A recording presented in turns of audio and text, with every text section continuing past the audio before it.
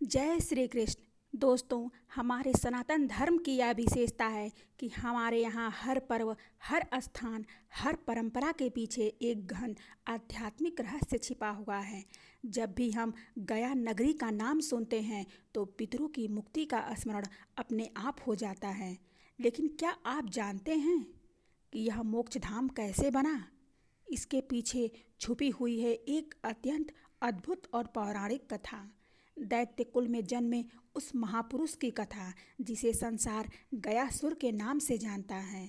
दैत्य कुल का नाम सुनते ही मन में आतंक, पाप और अत्याचार की छवि आती है।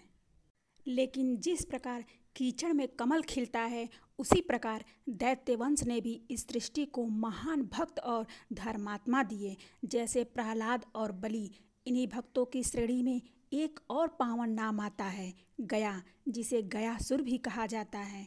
गयासुर का जन्म भले ही दैत्य कुल में हुआ हो, परंतु उसका हृदय जन्म से ही परमात्मा की भक्ति में डूबा रहता था। गयासुर के जन्म के विषय में अनेक मत प्रचलित हैं। सनत कुमार और देवर्षि नारद के वार्तालाप में उल्लेख आता है कि उसकी उत्पत्ति स्वयं ब्रह्मा जी से हुई थी। वहीं दूसरी मान्यता के अनुसार वह महर्षि कश्यप और दिची के वंश से संबंधित था, जो दैत्यों का कुल माना जाता है।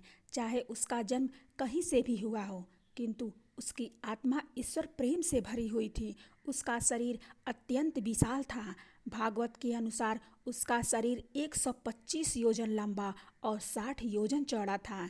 गयासुर ने एक बार कठोर तपस्या करने का निश्चय किया। वह कोलाहल पर्वत पर गया और हजारों वर्षों तक शरद ऋतु की भीषण तपस्या करता रहा। उसकी तपस्या से पूरी सृष्टि प्रभावित हो उठी। इंद्र और अन्य देवताओं को भय हुआ कि कहीं गयासुर अपनी साधना से स्वर्ग का राज्य न छीन ले। वे सभी ब्रह्मा जी के पास पहुँचे और समाधान मांगा। ब्रह्मा जी उन्हें लेकर भगवान शिव के पास गए। तब महादेव ने कहा, जो भी तप करता है उसे उसका फल अवश्य ही मिलता है। गयासुर कोई साधारण तप नहीं कर रहा, वह तो स्वयं भगवान विष्णु की तपस्या कर रहा है। अतः हमें नारायण से ही पूछना चाहिए। तब ब्रह्मा, शिव और सभी देवता मिलकर श्री हरि विष्णु के पास पहुँचे। भगवान विष्णु ने उनका स्वागत किया और आश्वस्त किया कि गयासुर स्वर्ग का राज्य नहीं प्राप्त करेगा, किंतु उसकी तपस्या से प्रसन्न होकर वे उसे दर्शन देंगे। फिर श्री हरि गयासुर के समक्ष प्रकट हुए और पूछे, हे गयासुर, तुमने इतनी घोर तपस्या किस कारण से की है? गयासुर ने विनम्र भाव से उत्तर दिया, प्रभु, मेरे तप का एकमात्र उद्देश्य आपके दर्शन ही थे। मुझे और किसी वस्तु की चाह नहीं। उसकी निर्मल भक्ति और सच्चरित्रता को देखकर भगवान विष्णु अत्यंत प्रसन्न हुए और उसे कोई भी वरदान मांगने को कहा। अब गयासुर के मन में विचार आया, मैं अपने लिए क्या मांगूं? यदि मेरा जीवन दूसरों के कल्याण के काम आ सके तो वही सबसे बड़ा वरदान होगा। यही सोचकर उसने कहा, हे सर्वेश्वर, यदि आप मुझे कुछ देना ही चाहते हैं तो यह आशीर्वाद दीजिए कि मेरे दर्शन मात्र से ही कोई भी जीव मोक्ष को प्राप्त कर ले। श्री हरि ने उसकी निश्चल भावना देखकर उसे वही वरदान प्रदान कर दिया। अब स्थिति ऐसी हो गई कि जो भी प्राणी गयासुर को देखता वह तुरंत बैकुंठ चला जाता। यमपुरी सूनी हो गई, धर्म का संतुलन बिगड़ गया और पापी लोग भी निर्भय होकर पाप करने लगे, क्योंकि उन्हें विश्वास था कि गयासुर को देखकर उन्हें मोक्ष मिल ही जाएगा। इस प्रकार जो वरदान जीवों के कल्याण के लिए मांगा गया था, वही उसके लिए अभिशाप बन गया। सृष्टि में बड़ी अव्यवस्था फैल गई और देवताओं ने पुनः श्री हरि की शरण लेकर प्रार्थना की, प्रभु, आपके वरदान के कारण ही यह संकट खड़ा हुआ है, कृपया इसका समाधान कीजिए। अब दैत्य कुल का महान भक्त गयासुर स्वयं जीवों की मुक्ति का साधन बन गया है, किंतु उसका यही वरदान सृष्टि के लिए संकट का कारण भी बन बैठा। मोक्ष की प्राप्ति तो स्वयं देवताओं के लिए भी कठिन होती है, किंतु श्री हरि के वरदान के कारण दुष्ट और पापी भी केवल गयासुर के दर्शन मात्र से मोक्ष प्राप्त कर रहे थे। यह देखकर देवता चिंतित हुए और श्री हरि की शरण में जाकर प्रार्थना करने लगे, हे प्रभु, अब आप हमें अव्यवस्था से बचाइए। तब श्री हरि विष्णु ने ब्रह्मदेव से कहा कि वे वेदों के ज्ञाता हैं, आप जगत कल्याण हेतु एक महान यज्ञ का आयोजन कीजिए और उस यज्ञ की भूमि के लिए गयासुर से उसका शरीर मांग लीजिए। इसी प्रकार सृष्टि के भले के लिए गयासुर ने जो वरदान मांगा है, जिससे अब असंतुलन उत्पन्न हो रहा है, उसका समाधान हो सकेगा।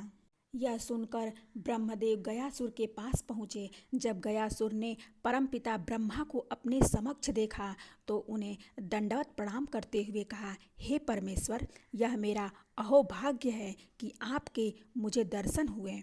आपके दर्शन के लिए तो देवताओं को भी घोर तप करना पड़ता है, फिर आज ऐसा क्या कारण है कि आप स्वयं मेरे समक्ष उपस्थित हुए हैं। ब्रह्मदेव मुस्कुराकर बोले, हे भक्त श्रेष्ठ, श्री हरि की इच्छा है कि पृथ्वी पर एक ऐसा यज्ञ संपन्न हो जैसा न तो आज तक हुआ है और न ही भविष्य में कभी होगा।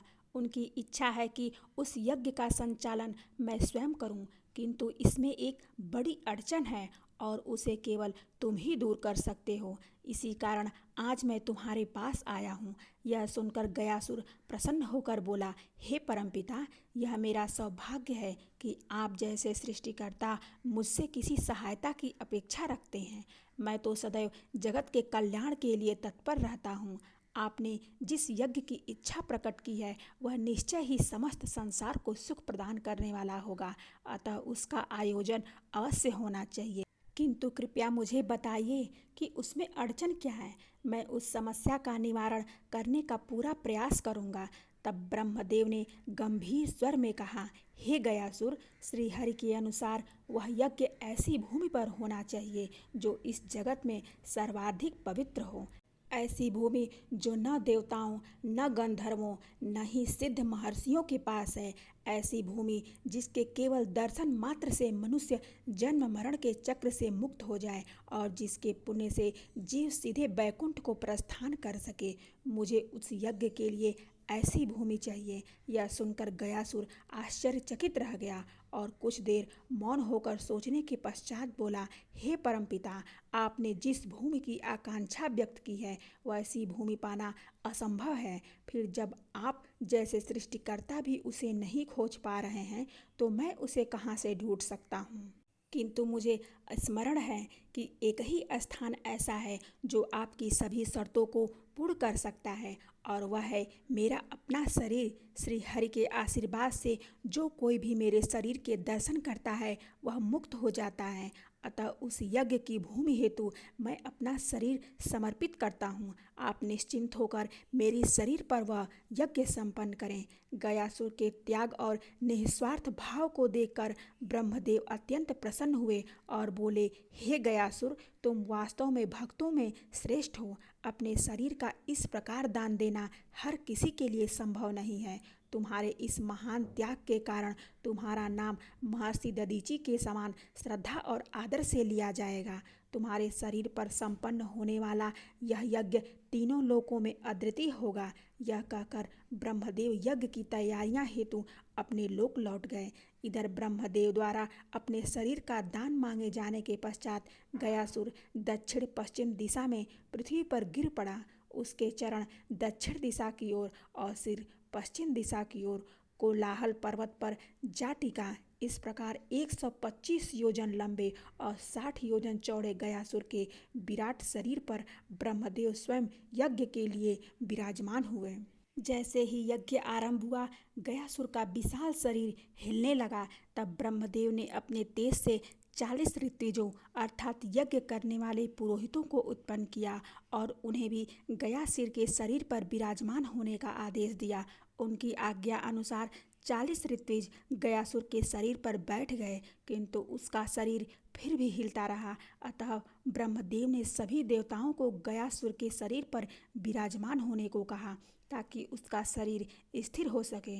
किंतु सभी देवताओं के बैठने के बाद भी गयासुर का सूर्य लगातार हिलता रहा।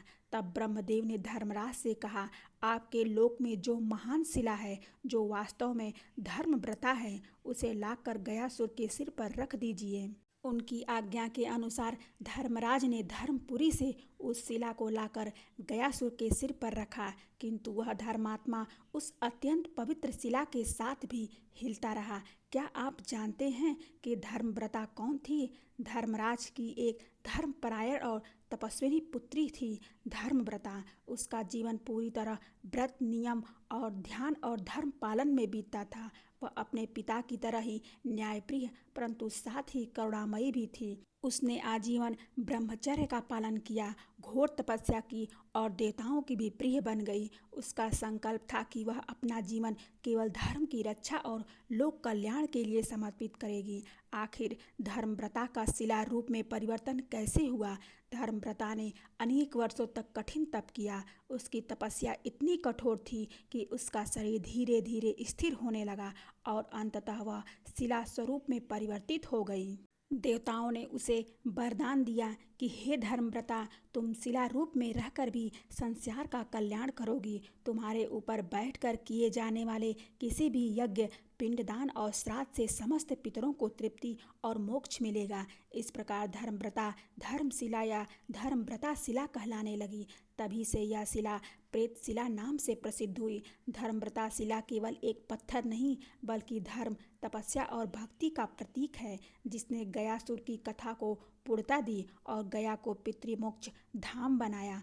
कथा में आगे बढ़ते हैं। जब धर्मात्मा उस अत्यंत पवित्र शिला के साथ भी हिलता रहा, तब ब्रह्मदेव ने भगवान विष्णु से सहायता मांगी। श्री हरि ने अपने ही रूप से एक मूर्ति प्रकट की और उसे गयासुर पर रखने को कहा। जब विष्णु रूपी मूर्ति को भी गयासुर पर रखा गया, तब भी वो उसका हिलना बंद नहीं हुआ। अंततः भगवान विष्णु ने महादेव से सहयोग मांगा। हम त्रिदेव यदि स्वयं इस असुर पर स्थित हो जाएं, तभी यह स्थिर हो सकता है। फिर ब्रह्मदेव अपने 5 रूपों प्रपितामह, पितामह, फल्गुविस, केदार और कनकेश्वर में गयासुर पर विराजमान हुए। श्री हरि अपने 3 रूपों जनार्दन, पुंडरीक और गदाधर में वहां विराजे। अंत में भगवान शंकर अपने एक रूप के साथ गयासुर के शरीर पर बैठे। इसके बाद श्रीहरि ने अपनी गदा गयासुर के सिर पर स्थित धर्मव्रता शिला पर रखी और तभी गयासुर स्थिर हो गया। इसी कारण भगवान विष्णु का एक नाम गदाधर भी पड़ा। तब गयासुर ने भावपूर्ण वचन से कहे, हे प्रभु, मुझे तो वरदान भी आपसे ही प्राप्त हुआ था। यज्ञ हेतु मैं अपना शरीर पहले ही ब्रह्मदेव को दान दे चुका हूँ। फिर आप मुझे अपनी गदा से क्यों प्रताड़ित कर रहे हैं? जब मैं अपना सब कुछ त्याग सकता हूँ, तो क्या केवल आपकी आज्ञा पर स्थिर नहीं हो सकता? यदि ब्रह्मदेव या महादेव में से कोई भी मुझे एक बार आज्ञा दे दे तो मैं स्थिर हो जाऊंगा। उसके ऐसे वचन सुनकर त्रिदेव बहुत प्रसन्न हुए और उसे स्थिर होने की आज्ञा दी। तब गयासुर उनकी आज्ञा का पालन करते हुए स्थिर हो गया। उसकी भक्ति से प्रसन्न होकर त्रिदेव ने उसे वरदान मांगने को कहा। गयासुर बोला, हे प्रभु, यदि आप मुझ पर प्रसन्न हैं तो मुझे यह वरदान दीजिए कि जब तक सृष्टि रहे आप त्रिदेव मेरे ऊपर स्थित रहें। यह तीर्थ मेरे नाम से प्रसिद्ध हो और यहाँ मुझ पर स्थित सभी देवता मूर्ति रूप में सदा विराजमान रहें। जो कोई भी सच्चे मन से यहाँ पूजा करे उसे मोक्ष की प्राप्ति हो। तब त्रिदेव ने उसे ऐसा ही वरदान दिया और तभी से 5 कोस में फैला यह महान तीर्थ गया तीर्थ के नाम से प्रसिद्ध हुआ। इसके अतिरिक्त ब्रह्मदेव ने सभी ऋतिजों को गया नगर, 55 गांव, कल्प वृक्ष और कामधेनु प्रदान की और आदेश दिया कि वे कभी किसी से कुछ न मांगें। किंतु कालांतर में कुछ ब्राह्मणों ने लोकवश दक्षिणा मांगना प्रारंभ कर दिया। तब ब्रह्मदेव ने उन्हें श्राप दिया और उनका सब कुछ छीन लिया। जब वे ब्राह्मण रोते हुए जीविका का साधन मांगने लगे, तब ब्रह्मदेव ने कहा कि वह गया तीर्थ पर आने वाले यात्रियों के दान से ही जीविका चलाएं। त्रिदेव सहित गयासुर के सिर पर स्थित धर्मव्रत शिला प्रेत शिला के नाम से प्रसिद्ध हुई। आज भी जो कोई गया तीर्थ में श्रद्धा और आस्था के साथ पूजा करता है, उसे त्रिदेव सहित सभी देवताओं का आशीर्वाद प्राप्त होता है और मोक्ष की प्राप्ति होती है। दोस्तों, यह थी अद्भुत कथा गयासुर की, जिसने अपने त्याग और भक्ति से गया को पितरों का मोक्ष धाम बना दिया। इसी कारण गया महातीर्थ में पिंडदान और श्राद्ध का इतना महत्व है।